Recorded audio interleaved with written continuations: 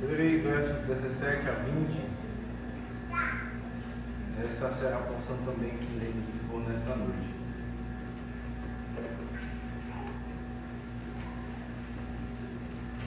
Segundo Tessalonicenses, capítulo 2, 17 a 20. Assim está escrito.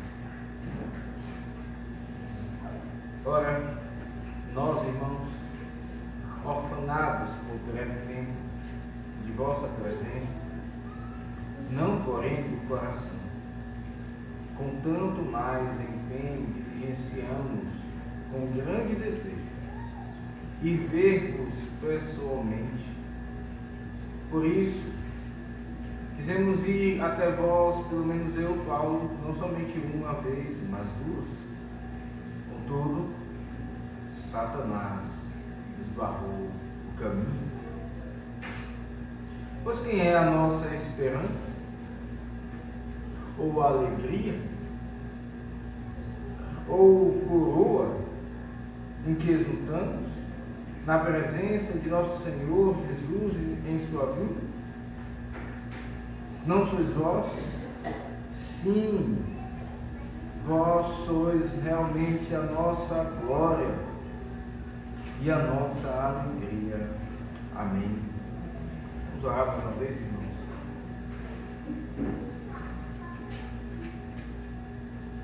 Ó Deus,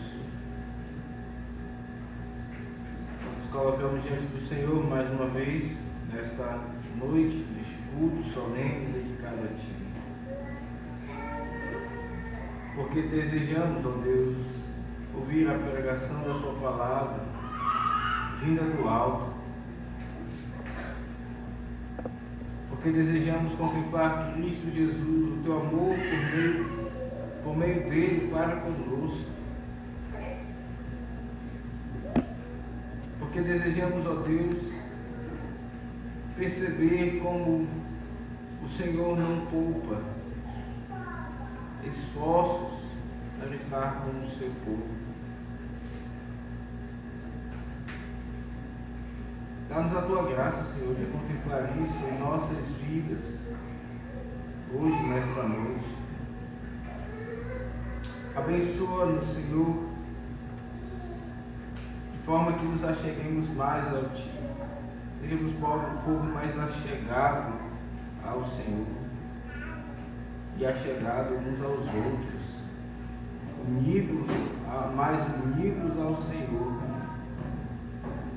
e mais unidos uns aos outros. Concede-nos, ó Deus, contemplar o Teu amor que transborda de Teu Filho Jesus Cristo por nós,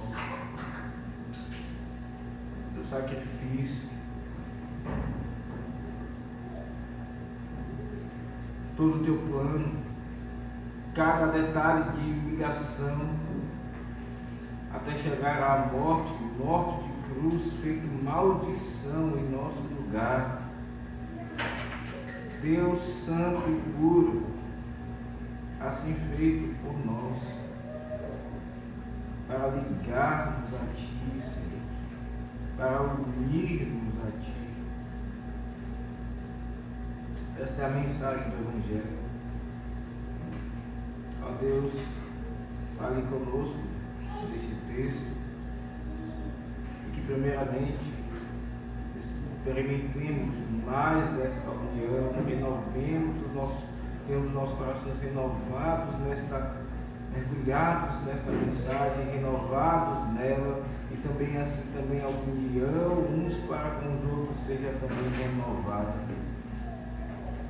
Pois uma e outra coisa estão unidas na Tua palavra, inclusive nesse texto que acabamos de ouvir. É no nome de Jesus Cristo, no nome santo, no nome justo, impecável, que nós oramos, ó Deus. Lembra-te que o Senhor Jesus mesmo disse que tudo aquilo que pedíssemos em nome dele, o Pai nos concederia, pois atende, ó Deus, pois pedimos em nome de Jesus, não apenas de boca, mas de coração.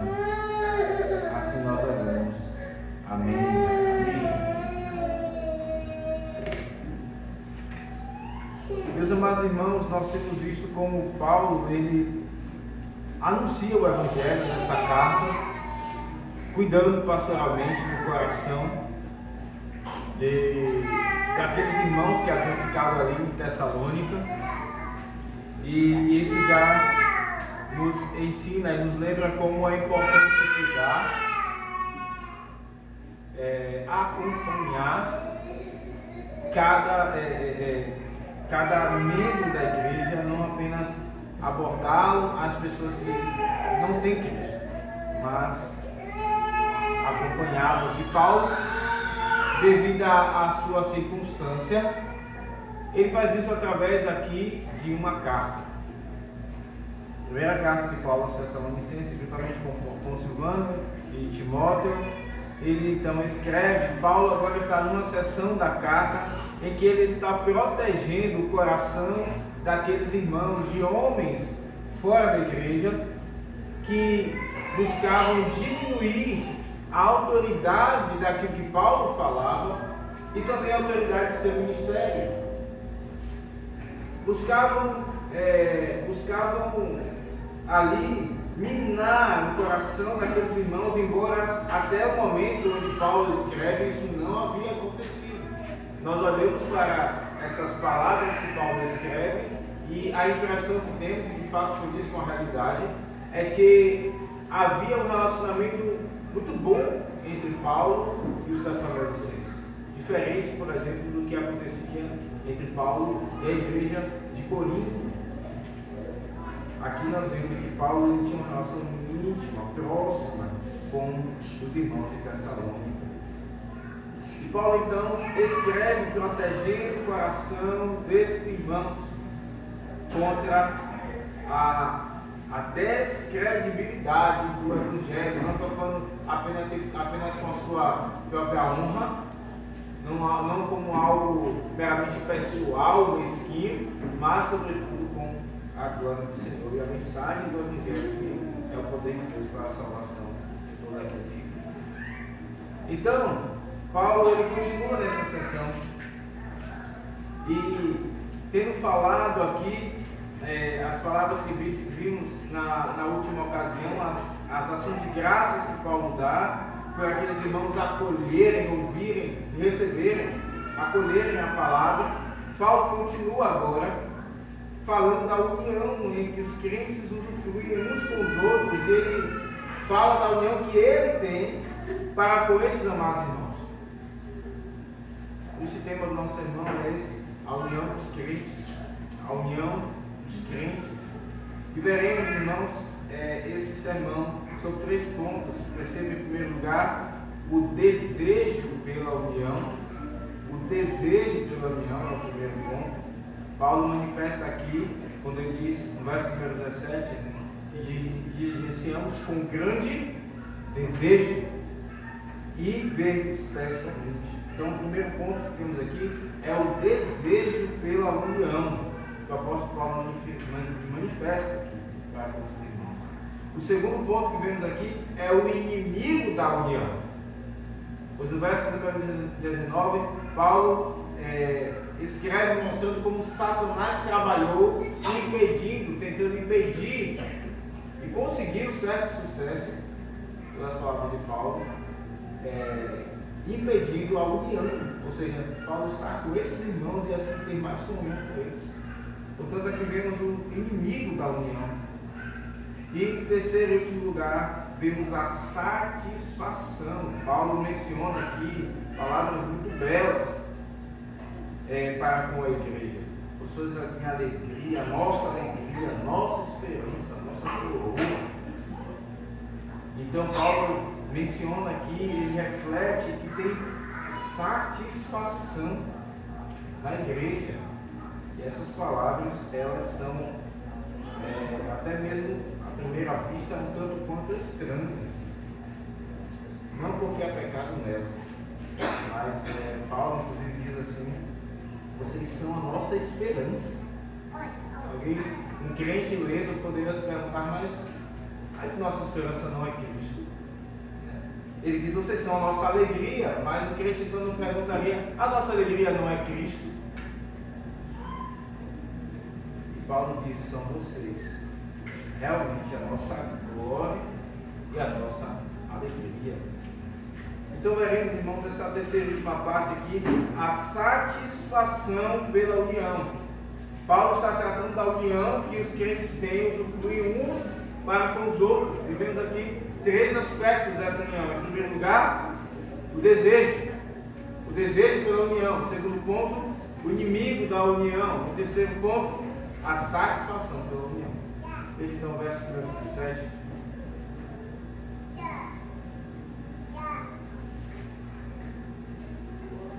Começamos a ver o desejo pela união. Ora nós, irmãos, orfanados por breve tempo, de vossa presença, não porém do coração com tanto mais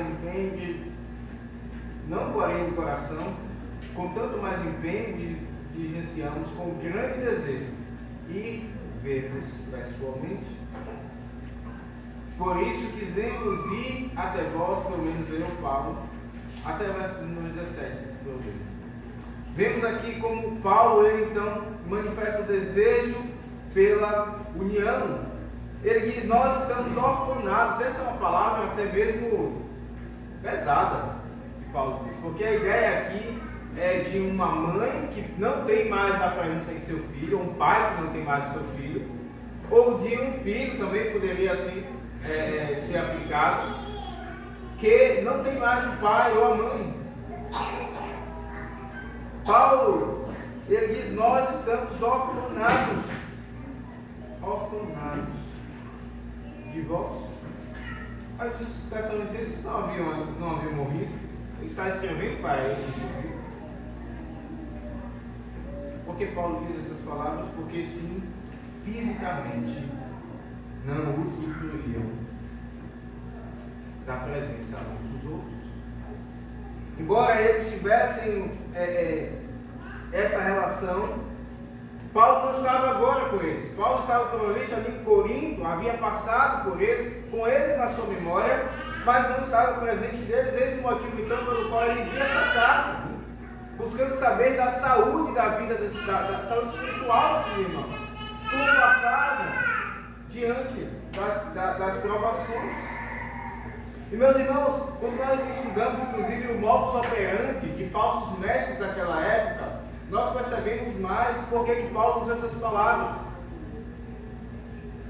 Naquele tempo, os falsos mestres eram homens que penetravam as igrejas. Eles, como uma sanguessuga, sugavam tudo que havia de bom ali e depois iam embora, abandonavam. Eles não voltavam. Eles não davam satisfação do erro que cometiam, nem mesmo achavam que estavam errados. Eles assaltavam aquelas igrejas, levando dinheiro deles e trazendo também muitos outros danos. E é por isso que Paulo aqui, nessa sessão em que ele está vacinando o coração daqueles irmãos contra esses falsos mestres, Paulo diz: ora, nós estamos orfanados por breve tempo de vossa presença, não porém do coração. Paulo diz: é verdade, por um breve tempo, e dizendo também pela providência de Deus. Afinal, Paulo era um missionário que saía abrindo igrejas, e ele então, por um lado, abria igrejas, espalhando e cumprindo o plano, a estratégia missionária do Senhor Jesus Cristo, espalhando o Evangelho, mencionando que queria chegar mesmo até a Espanha, abrindo igrejas, espalhando o Evangelho. Por outro lado, Paulo também buscava equilibrar isso, cuidando dos irmãos, e Paulo não podia estar em todos os lugares ao mesmo tempo. Então Paulo mostra aqui a providência de Deus. Irmãos, eu não posso estar agora convosco, nós estamos orfanados da vossa presença. E é como se Paulo dissesse: mas preste bem atenção, nós não somos como os falsos mestres, nós não abandonamos vocês. Nós estamos descrevendo essa carta. Nós não abandonamos vocês. Não é o nosso caso. Ele não estava com esses irmãos porque não podia, mas ele sentia falta deles. E Paulo diz que se por um lado estavam afanados da presença dos irmãos, por outro não estavam assim de coração. E as orações, irmãos, de Paulo mostram isso. Desde o início dessa carta, Paulo mostra como ele tem orado por esses irmãos. E a oração é um instrumento de Deus, um meio de graça pelo qual Deus une o seu povo. Seja quando oramos juntos, seja quando oramos uns pelos outros em nossos lugares. A oração aproxima, a oração traz a vida dos outros para a nossa vida, traz a presença dos outros espiritualmente falando para o nosso cotidiano. Então Paulo, ele de fato não estava, juntamente com Silvano e Timóteo, presente com esses irmãos, mas eles no coração, o coração de Paulo estava em Tessalônica, assim como também estava nas outras igrejas as quais ele era. Espiritualmente falando, eles estavam unidos. E nós olhamos, irmãos, para a carta de Paulo aos Efésios, depois que você abre a sua Bíblia lá no capítulo 2, e vemos essa unidade sendo manifestada. Efésios, capítulo de número 2, nós vimos hoje pela manhã esse texto.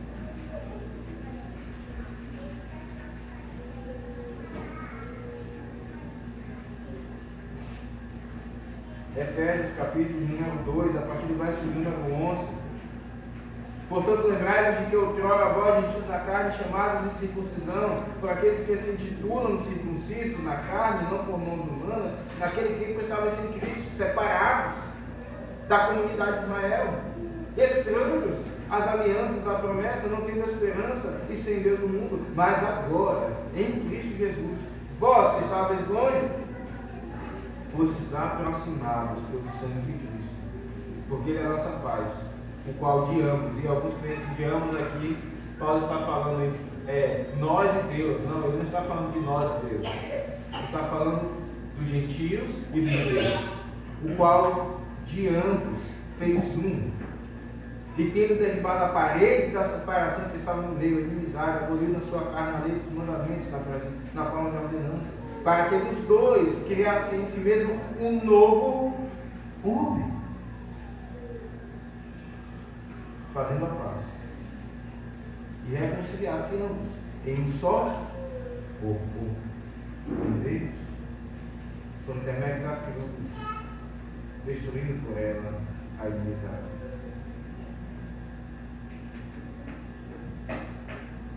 Perceba, Paulo diz ainda no verso 19, assim já não sois estrangeiros e peregrinos, mas concidadãos dos santos, e sois da família de Deus.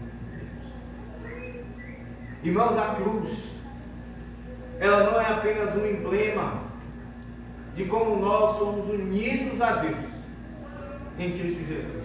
Então, se Ele morreu, nós morremos com Ele, e se Ele ressuscitou, nós também ressuscitamos com Ele. A cruz também é um emblema de como Deus nos une uns aos outros em família. Ora, não foi na cruz que Jesus olhou para baixo e olhando para sua mãe disse: mulher, eis aí o teu filho, e tu, eis aí a tua mãe. A cruz, ela não apenas une pecador, redimido a Deus, ela é um emblema da criação da família de Deus. Da família de Deus. Ela nos une uns aos outros. É Deus quem faz isso. É Ele quem nos coloca no corpo. Não nós a nós mesmos. Então, Ele nos une. E Paulo então reflete, irmãos, essa verdade, voltando aqui para Tessalonicenses, nesse texto que estamos pregando. Eles estão afanados da presença daqueles irmãos, como um pai que está sem a presença física de seu filho e vê as coisas e olha dentro da casa e vê que o seu filho já não está mais ali. E sente isso.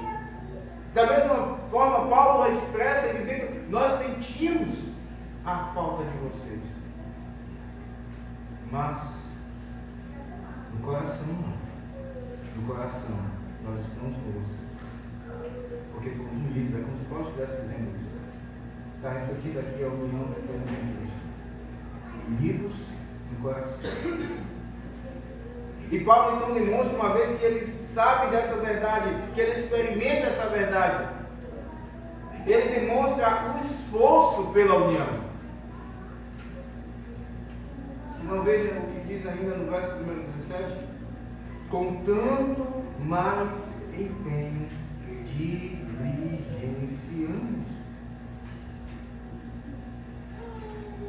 com grande desejo de ver-vos pessoalmente. Paulo e seus cooperadores se esforçavam, irmãos, aqui há um zelo envolvido, há um esforço, há uma preocupação, há um planejamento, há energia envolvida para estar com aqueles tessalonicenses, com aqueles irmãos de Tessalônica. Paulo diz: não, nós não estamos tranquilos sem a presença de vocês. Saibam disso. Agora nós não podemos estar com vocês, pela providência de Deus. Mas nós não estamos parados. Nós imprimimos empenho e diligenciamos, com grande desejo de ver vocês pessoalmente. O amor não é só de boca. A Escritura nos ensina isso, não é verdade? 1 João 3,18. Filhinhos, não amemos de palavra, nem de língua, mas de fato, de verdade. O mundo ama apenas de palavra. O mundo dá aqueles tapinhas nas nossas costas. Isso acontece nos ambientes profissionais em que as pessoas dizem: estamos juntos, mas por detrás eles destroem os outros, a reputação, e fazem mal. O mundo diz: eu quero estar junto contigo, mas na verdade ele está falando isso por interesse material, ou de poder, ou de influência. O mundo é imundo em suas palavras. As palavras não condizem com o coração, mas no meio do povo de Deus isso não é assim, pelo menos não em geral. Não deveria, não deve ser assim. Paulo está mostrando isso aqui, irmãos. Ele está não apenas dizendo que está unido de coração com esses irmãos, mas ele diz: nós diligenciamos com mais empenho, nós nos esforçamos para estar com vocês. E Paulo também revela que esse esforço, ele não é forçado, na redundância aqui necessária. Esse esforço não é forçado, não é obrigatório, ele não é mecânico, não é meramente profissional. Não se trata meramente de um homem que foi contratado para uma determinada função, então ele guarda as suas afeições e simplesmente de forma fria ele faz aquela tarefa e depois ele vai para casa. Veja, Paulo diz: tanto com mais empenho diligenciamos com grande desejo. Com grande desejo. Com grande desejo. Esse não é um esforço mecânico. Paulo nos faz assim: nós não nos esforçamos. Afinal de contas, eu sou um apóstolo, eu tenho que estar com vocês. Afinal de contas, fui eu quem fundei essa igreja, então eu tenho que estar aqui. Paulo mostra que a voluntariedade no seu coração, há prazer na presença daqueles irmãos. Eu tenho desejo de estar com vocês. E é verdade, irmãos, as cartas, elas têm o seu papel, elas são inspiradas. As cartas de Paulo, elas são muito importantes, e olha o que nós estamos fazendo aqui. Nós estamos ouvindo a exposição dessa carta, escrita há muitos anos atrás. Mas Paulo está mostrando aqui que elas não são suficientes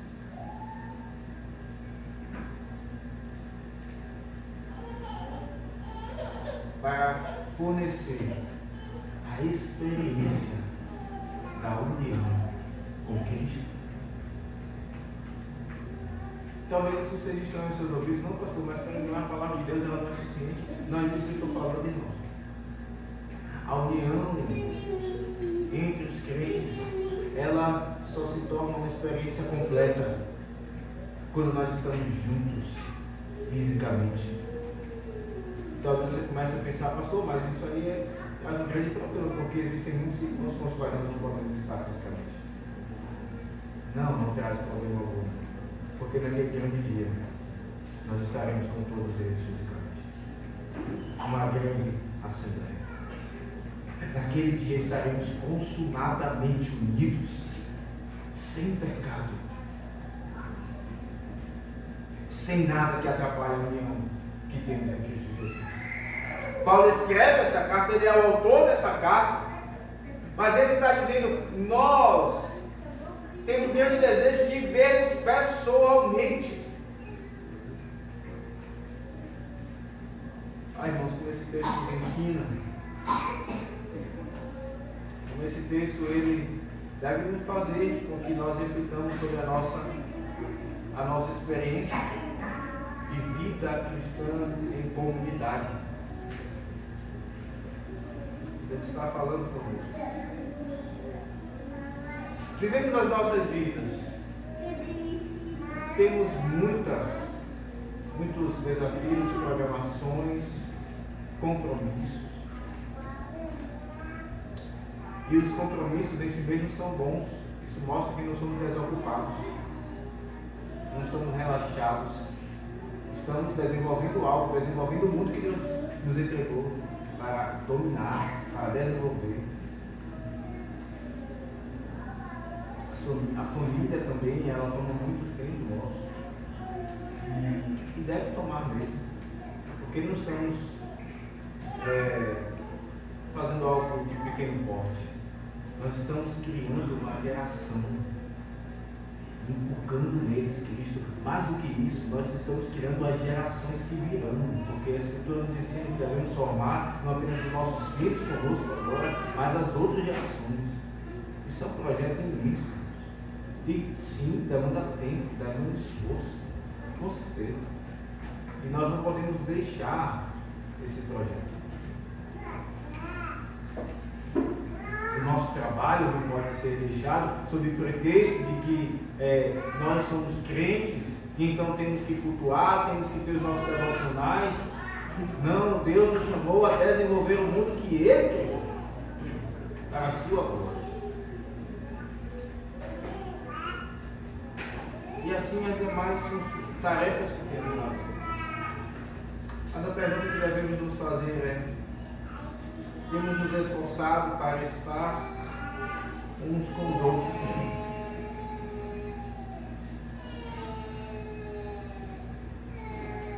Cada um dentro do seu contexto, colocado por Deus, dentro do caminho que Deus escolheu para a sua vida.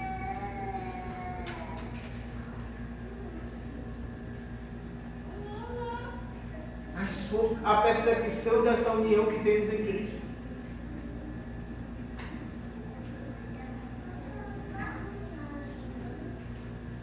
Precisamos pensar sobre isso, irmãos. E quando na verdade nós analisamos a nossa vida, nós olhamos para os nossos relacionamentos, que pela graça de Deus somos uma igreja que busca sim relacionamentos. E Deus seja louvado por isso. Deus seja louvado por isso. Mas ainda precisamos crescer mais nisso. Precisamos olhar para as nossas vidas, pensar: tenho me esforçado, isso envolve tempo. Paulo diz: com tanto mais empenho, diligenciamos, nos esforçamos. Há esforço de tempo,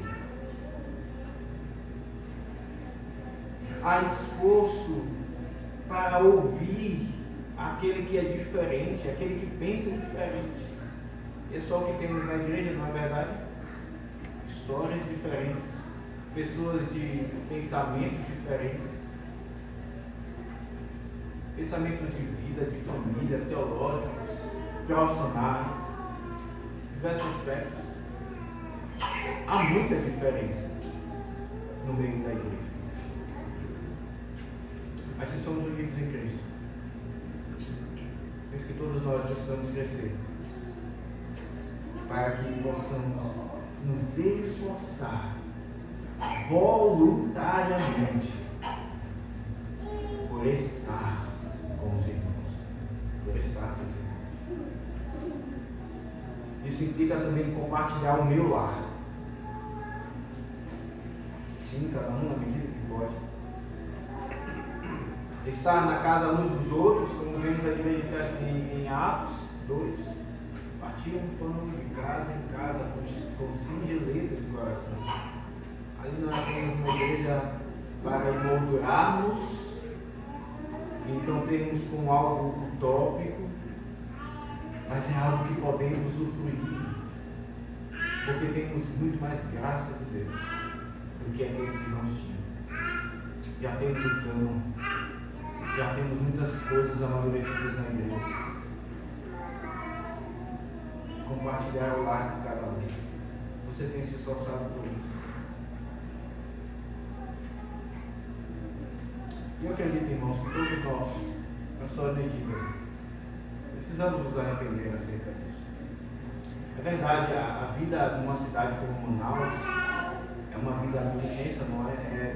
Muitas vezes os horários não batem e a gente fica tentando, fazendo conta de tempo para ver se a gente consegue usufruir da presença um do outro, nem que seja ali alguns minutos, e realmente às vezes não dá, o trânsito não deixa, o trabalho que é lícito, como eu disse, muitas outras coisas. Isso precisa sim ser compreendido. Mas Paulo, nem dias que não tinha o WhatsApp, nem dias que não tinha o telefone para ele ligar, para ele fazer uma videochamada, em dias que não tinha ônibus, carro, nem nada do tipo. Paulo diz, perceba bem, nós estamos orfanados da vossa presença por breve tempo, isso é pouco tempo. E tem mais, nós nos empenhamos, nós diligenciamos com mais empenho e com grande desejo para estar convosco.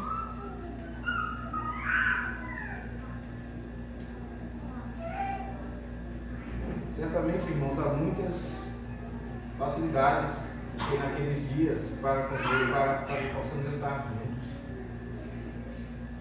E todos nós somos aqui chamados a amar mais uns aos outros, a estarmos usufruindo mais dessa união que temos em Cristo Jesus para com os outros.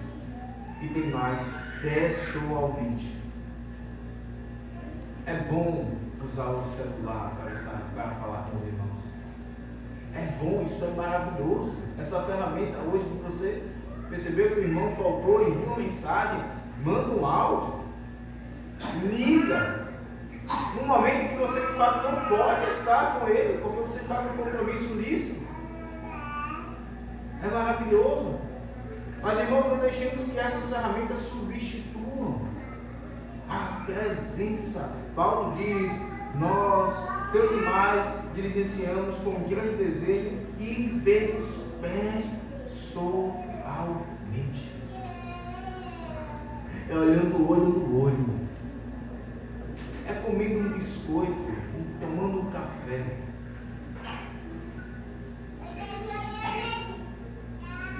Que nós podemos conhecer mais uns aos outros e como nós precisamos, irmãos, conhecer isso. E eu me incluo nisso. Estar pessoalmente uns com os outros. Isso aumenta a união que já temos em Cristo Jesus. Então Paulo apresenta diante de nós aqui essa primeira parte, o seu desejo. O desejo que Paulo tem, ele não é um mero desejo, ele diz com grande desejo. Com grande desejo. A próxima parte desse texto é a segunda, onde vemos aqui o inimigo. Se por um lado o povo de Deus se esforça para estar junto, para usufruir dessa união que temos em Cristo, por outro lado, não pensemos que tudo são flores. Não pensemos que tudo vai dar certo, como estamos planejando, não. Verso 18, Paulo diz: por isso quisemos ir até vós, pelo menos eu, Paulo, não somente uma vez, mas duas. Contudo, Satanás nos barrou o caminho. Satanás, e o seu próprio nome já mostra aquilo que ele faz. Satanás significa o opositor, aquele que se opõe e aquele que aponta os erros. Abra sua Bíblia em Zacarias 3, nós vimos aqui uma ilustração maravilhosa para entender a obra de Satanás. Zacarias, profeta Zacarias, capítulo 3, verso 1.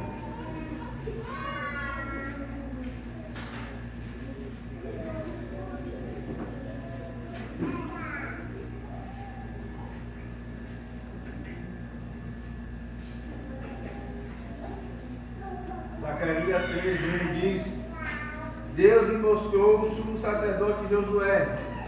Se não é o Josué que estava com Moisés, aqui há muitos anos depois, era o sumo sacerdote, o qual estava diante do anjo do Senhor, e Satanás estava à mão direita dele para servir o povo. Poderia ser lido assim: e Satanás estava à mão direita dele para ser Satanás. Ele se opõe ao povo de Deus, a Deus e à igreja. Verso número 2: mas o Senhor disse a Satanás: o Senhor te repreenda, a Satanás, ó Satanás. Sim, o Senhor que escolheu Jerusalém te repreende. Não é instituição tirada do fogo? Ora, Josué, trajado de vestes sujas, estava diante do anjo. Tomou este a palavra e disse aos que estavam diante dele: tirai-lhe as vestes sujas. A Josué disse: eis que tenho feito que passe de ti a tua iniquidade, e te vestirei de finos trajes. E disse eu: ponham-lhe um turbante limpo sobre a cabeça. Puseram-lhe, pois, sobre a cabeça um turbante limpo, e o vestiram com trajes próprios, e o anjo do Senhor estava ali. Protestou a Josué e disse: assim diz o Senhor dos Exércitos, se andares nos meus caminhos e obedeceres os meus preceitos, também tu julgarás a minha casa e guardarás os meus atos, e te darei livre acesso entre esses que aqui se encontram. Nós vemos que Satanás estava ali para se opor, mas essa oposição não está sendo qualificada. É uma oposição que aponta os pecados. É uma oposição que levanta a culpa. E que chega, inclusive, até a consciência do crente, dizendo: viu, você fez isso. Portanto, você não é digno agora de estar diante de Deus quem você pensa que é. Estar diante do Santo. Olhe a sua vida. Olhe os seus pensamentos. Olhe a sua história. É assim que Satanás se opõe. Nós olhamos para esse texto e vemos que o Senhor não permite que isso aconteça. O Senhor diz a Satanás: o Senhor te repreende, ó Satanás. Ele escolheu a Jerusalém. Então ele manda tirar as vestes sujas de Josué, que simbolizam aqui seus pecados. Manda que então ele seja vestido com roupas limpas, que mostra a justiça de Cristo, que é pura, está sobre nós. E assim Josué também é conclamado a andar nos mandamentos do Senhor. Veja, Satanás, ele se opõe à igreja. Seu nome significa isso. Ele é o opositor. Ele também é o tentador, e muitos outros termos são usados na Bíblia para falar daquilo que ele faz. E Satanás, Paulo diz aqui, barrou o caminho. ele age. Apocalipse nos diz no capítulo 20 que ele já foi amarrado, ele está preso. É como um cão preso, como um Rottweiler que está preso. Mas nós sabemos, irmãos, inclusive a força do Rottweiler é um cão terrível. Ele está rondando, ele está por perto da igreja. E o Senhor, segundo os seus planos soberanos, ele afrouxa e aperta a coleira de Satanás. Portanto, ele está preso sim. Mas ele age, ele causa dano à igreja. Ele barrou Paulo. Paulo diz: eu quis não apenas uma vez estar com vocês, mas duas, porém Satanás barrou por mim. Podemos pensar assim, mas como o que Satanás fez para barrar o caminho? Pelo menos dois instrumentos nós vemos aqui na Escritura. Lá em Atos 17 nós vemos que Satanás levantou os judeus, instrumentos muito utilizados por Satanás contra o ministério do Evangelho. Os judeus ouviram Paulo pregar, perceberam que ali nasceria uma igreja, naquela cidade onde não havia igreja, e começaram a perseguir, a se opor como filhos do diabo, a se opor à igreja, aquela igreja que estava nascendo, aqueles irmãos que haviam acabado de nascer em Cristo e já estavam experimentando oposição terrível. Uma malandragem contratada pelos judeus, está assim escrito lá em Atos, para caçar o apóstolo Paulo e seus cooperadores. Não conseguiram, entraram, invadiram a casa de Jasão, parente de Paulo. Satanás tem os seus filhos, e esses filhos, irmãos, podem até ser parentes. Infelizmente, essa é a grande realidade. Eles podem ser pessoas que estão próximas de nós, colegas de trabalho, eles podem ser vizinhos, eles podem ser muitas pessoas diferentes. Satanás levanta os seus opositores, enquanto o mundo está pensando que Satanás vai aparecer com chifres diante deles, e perdendo tempo com esta conversa, Satanás levanta os seus filhos se opondo contra a igreja. Foi assim que aconteceu com o apóstolo Paulo. E talvez os judeus aqui estavam lá lutando contra Paulo retornar para Tessalônica. E ele também se levanta, barrando-nos, nos acusando, como já falei, acusando-nos de culpa. Essas duas coisas, irmãos, são ferramentas de Satanás. Pessoas que agem, nos causam danos e nos atrapalham, nos criam uma demanda que não existiu para resolvermos. E Satanás apontando nossa consciência do que nós fizemos. São duas coisas que ele usa para separar os irmãos, para nos barrar de estar na presença uns dos outros. Há irmãos que dizem: eu não vou para a igreja porque eu estou com uma vida assim, ou assado, estou com certo pecado, não vou. E não percebe que é Satanás, o opositor, o inimigo de nossas almas, que está barrando a comunhão que nós já temos em Cristo.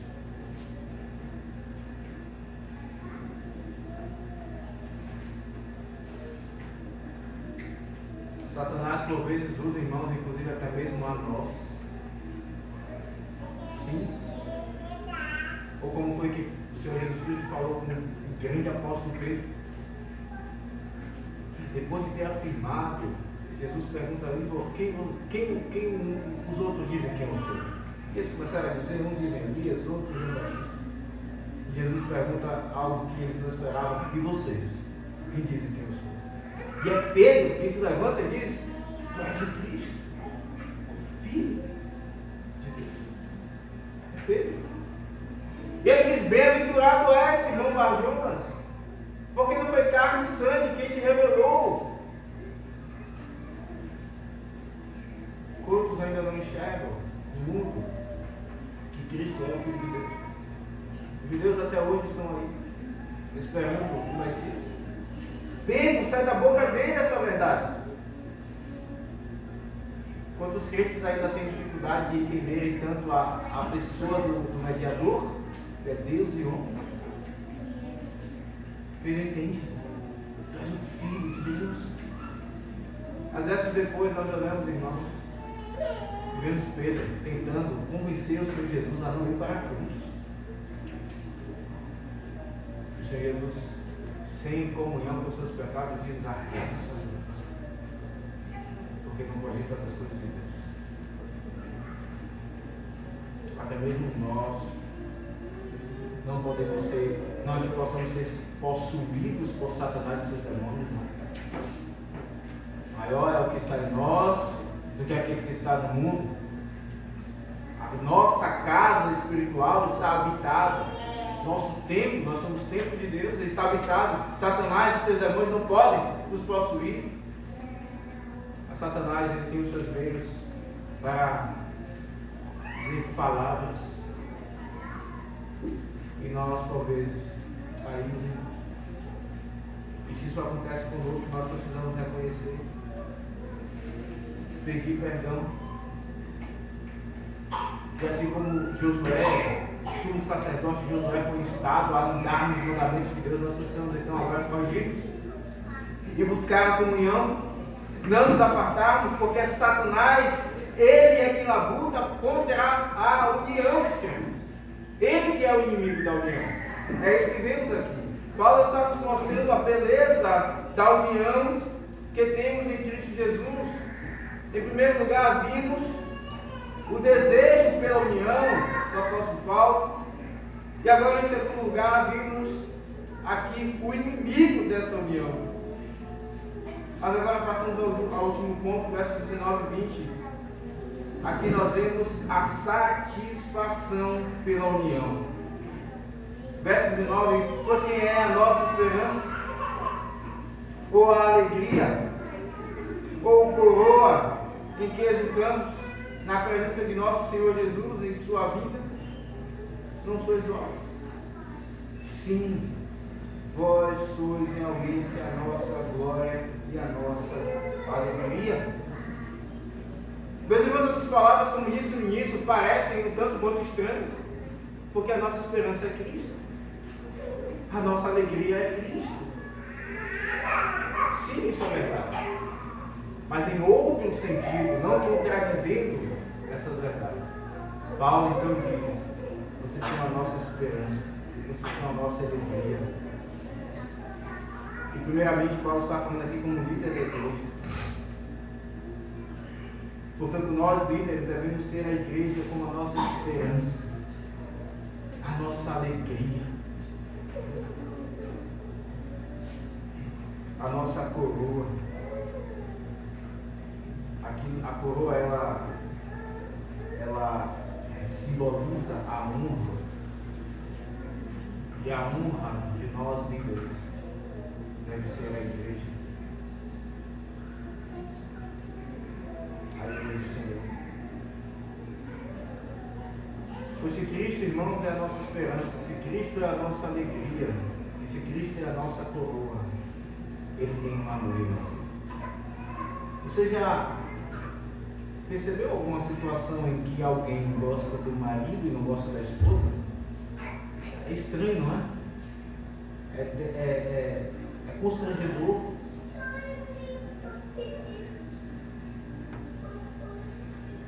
Quem pode, de forma tranquila, gostar do marido e não da esposa, ou vice-versa?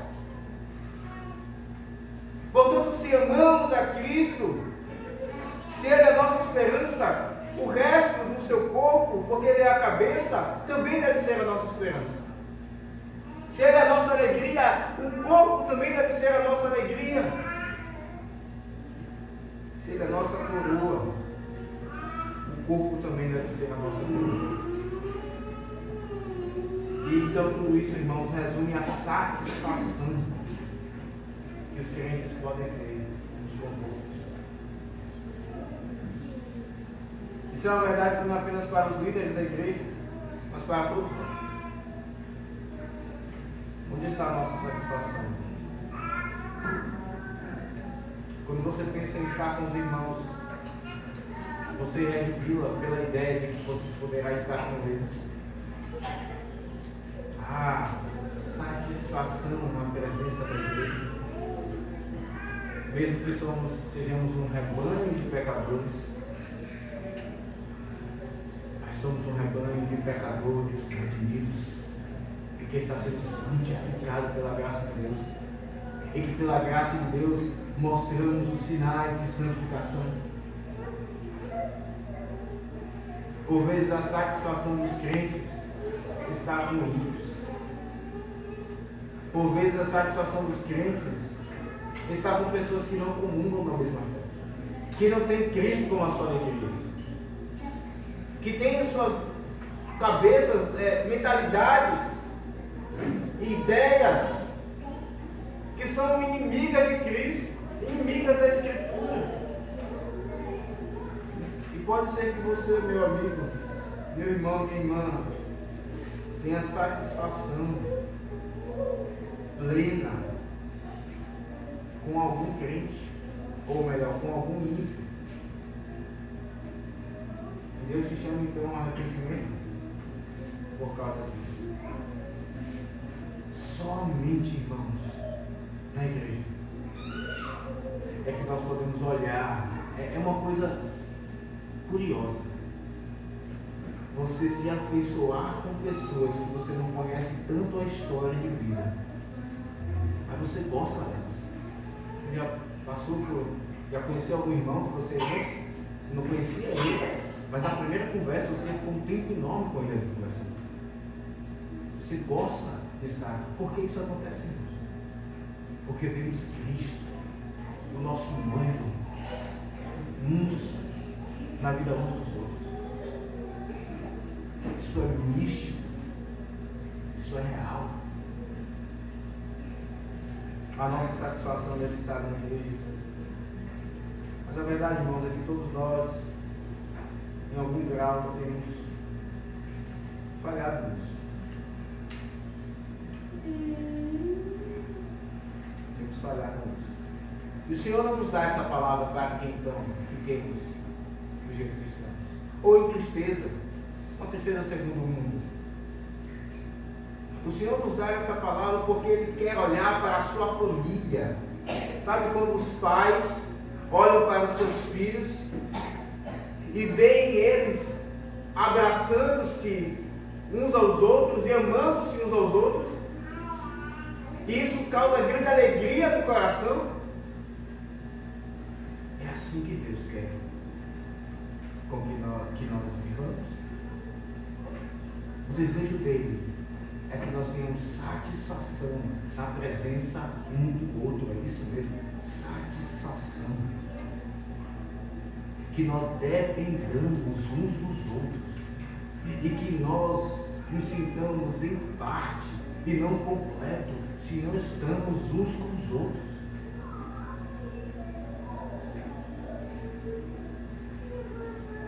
E assim, irmãos, iremos experimentar uma satisfação plena em Cristo, porque é a cabeça. É o noivo. Não há como ter essa satisfação que Paulo está aqui falando sem Cristo. Ele é o cabeça da igreja. Ele é o cabeça da igreja. Portanto, não fujamos uns dos outros, ainda que tenhamos problemas uns com os outros. Pelo contrário, há esperança no Evangelho. Nós lemos Efésios 2, um cenário, humanamente falando, impossível. Mas diz que na cruz ele tirou a inimizade na cruz. E ele fez dos dois um só, um novo homem. Quando estamos em união, segundo o Evangelho, ainda que tenhamos personalidades diferentes, nós somos um novo homem, juntos, um corpo, uma unidade. E isso então nos faz com que nós sintamos satisfação uns com os outros. Esse desejo e essa alegria, irmãos, essa exultação sincera, simples como Cristo, mas real, deve estar em nosso coração. O Senhor falou ao meu coração essa semana, e inclusive meditando nesse texto, acerca de como, por vezes, pelo nosso zelo, que aos nossos olhos é bíblico, nós podemos afastar os irmãos. E assim estamos também afastando Cristo de nós. Porque não há como afastar os irmãos sem afastar Cristo. Estamos esquartejando o povo. Até mesmo na pregação, e o Senhor Deus tem me tratado nisso. Ele me conhece, Ele me deu uma filha que tem, pela qual Ele tem me tratado bastante. Acerca da rigidez e da dureza. Os homens que têm filhas testemunham disso. A menina, ela torna o pai mais maleável.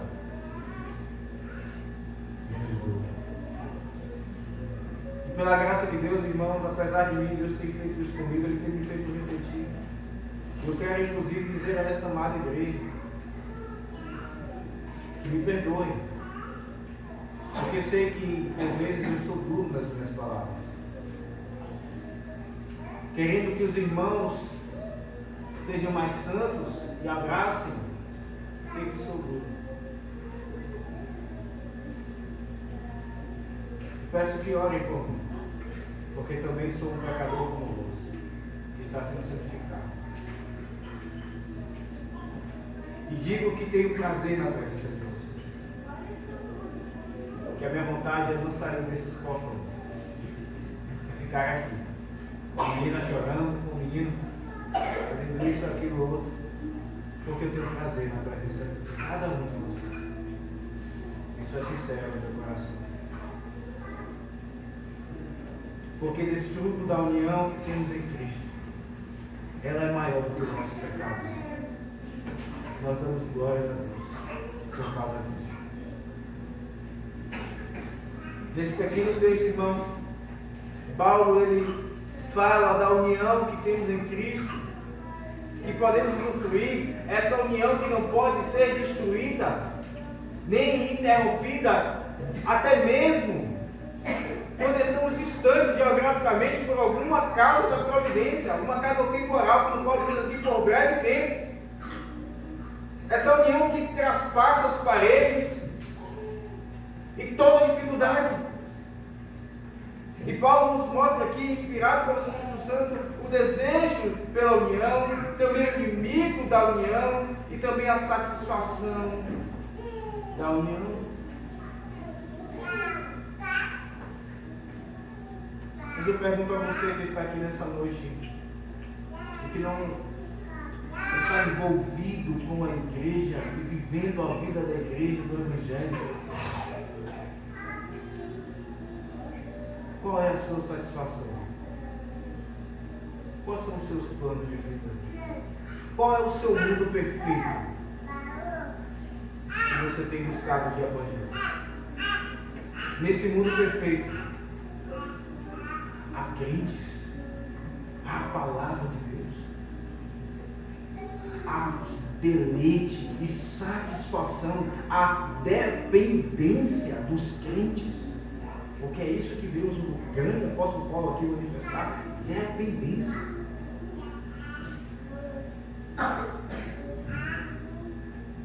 Meu querido, minha querida, Cristo está te chamando hoje para que você tenha plena satisfação nele, e se alguém tem plena satisfação nele, essa pessoa então terá plena satisfação também juntamente com a igreja.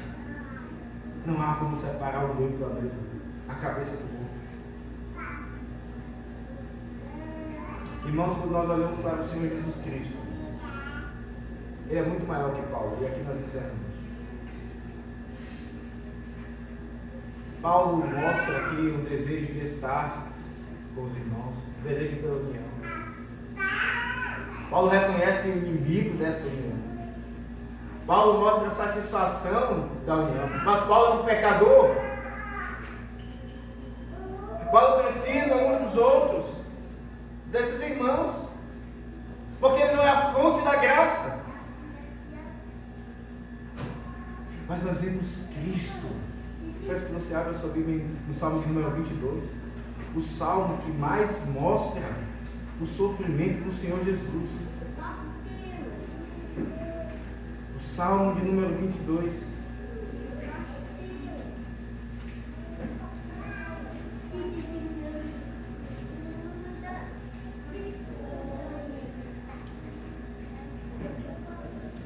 Que começa dizendo as palavras emblemáticas que ouvimos na cruz, da boca do Senhor Jesus: Deus meu, por que me desamparaste? E por que se acham longe de mim a salvação, as palavras de meu dormido? E ele descreve aqui o sofrimento do próprio Senhor Jesus Cristo mesmo, na cruz. Verso 12: muitos touros me cercam, fortes touros de Bazã me rodeiam, contra mim abre a boca, como faz o leão que despedaça e ruge. Derramei-me como água, e todos os meus ossos se desconjuntaram, e meu coração fez-se como cera, derreteu-se dentro de mim. Não há sofrimento maior e mais profundo do que esse. Não há depressão mais sofrida do que essa. Não há tristeza mais profunda do que essa. Ele diz no verso 15: secou-se-me o vigor, como um caco de barro, e a língua se me apega ao céu da boca. Assim me deitas no pó da morte. Mas no meio do salmo, irmãos, verso 22, o salmo dá uma guinada. Então, Senhor Jesus Cristo mesmo, usando aqui a boca de Davi, diz: a meus irmãos declararei o teu nome, cantar-te-ei louvores no meio da congregação. Vós que temeis o Senhor, louvai-o, glorificai-o vós todos, descendência de Jacó, reverenciai-o vós todos, posteridade de Israel. E ele ainda diz mais no verso 25: de ti vem o meu louvor na grande congregação, cumprirei os meus votos na presença dos que o temem. Irmãos, Paulo era um pecador e não precisava, ou melhor, e precisava dos irmãos em Tessalônica. Mas Cristo é homem e Deus. Ele não precisa de nós. Mas ele se fez precisar. Ele então diz: eu estou no meio de vocês, eu canto e eu expresso alegria, a alegria de Cristo, de uma forma que nós não conseguimos compreender, por causa dos planos eternos de Deus. Ela se torna completa por causa da igreja. Isso é até perigoso de se afirmar, porque Ele é Deus. Mas eu afirmo isso, não por nós, não pelo que nós somos, mas pelo que Deus quis. Ele prometeu um povo ao seu filho, uma noiva ao seu filho, e por causa daquilo que Deus decidiu, então Ele se tornou um homem e redentor, Ele se colocou em situações de limitação por nossa causa. E agora então, essa alegria dele, ela se torna completa quando ele receberá consumadamente o seu povo, a sua noiva ataviada, sem pecado algum, sem mancha, sem ruim. E ela será entregue ao noivo, porque este foi o plano do Pai. Irmãos, se Cristo, que não tem pecado e é Deus, se satisfaz na presença do seu povo, quanto mais nós não deveremos nos satisfazer na presença dos outros. Que o Senhor trate os nossos corações com essa palavra. Que Ele nos faça amar e viver mais a união que temos em Cristo, uns com os outros. Em nome de Jesus. Amém. Vamos ficar de pé.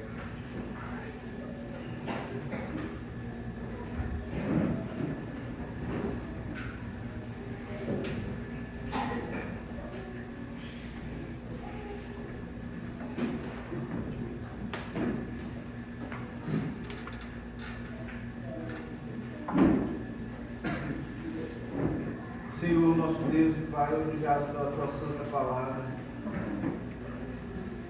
Palavra que renova a alma. Palavra que faz com que nós aspiremos um ar puro, Senhor, que vem da Tua santa presença, do Teu santo trono. Palavra que renova a nossa alegria, que purifica dos nossos pecados.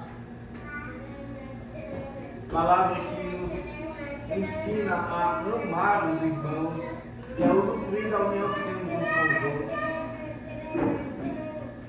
Ó Deus, nós te pedimos perdão quando nós somos instrumentos para barrar a união que temos em Cristo. Ó Deus, nós te pedimos que, por favor, nos entregue os nossos pecados, mas que o Senhor faça com que essa igreja usufrua cada vez mais de união, deseje intensamente e com zelo labutemos juntos, para que cada vez mais a união que temos em Cristo seja experimentada e Cristo, nosso cabeça, seja glorificado em nosso meio, anunciado pelos cantos dessa cidade. Abençoa-nos, pois, Senhor. Dá-nos graça, e a Tua graça, ela nos basta. Em nome dele, do Senhor Jesus Cristo, que nós oramos. Amém.